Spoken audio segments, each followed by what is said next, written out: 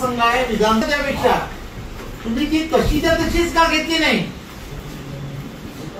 आमचं ऑब्जेक्शन कुठे आहे त्यामध्ये?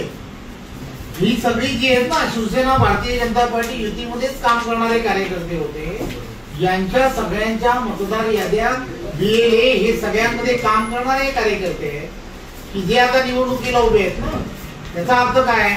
तर जी त्यावेळेची यादी असते ना तीच यादी एक्सेप्ट केली जाते. तर कधी करतात? तर त्यांनी पॉलिटिकली चेंज केला हे आमचं म्हणणं आहे.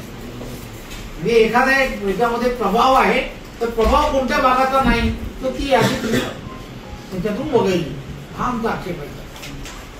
आमचा आक्षेप काय आहे की तिथे असणारी 28 नंबर जे आहे ना त्याच्यामध्ये बाहेरच्या असणाऱ्या उल्हासनगरचा जो भाग आहे यूएमसीचा तो याच्यामध्ये घेतला जातो. हा आक्षेप आहे. आमच्या आता जे आम्ही तुम्हाला जे ऑब्जेक्शन सांगतो तुम्ही लिहून द्या सर. आम्हाला काय असं काही याच्यामध्ये काही अडचण नाहीये. आता 27 नंबर आहे. 27 नंबर मध्ये काय झालं तुझं ते पूर्ण ते आपण सुद्धा मान्य केलं. जम्पिंग झालेली आहे.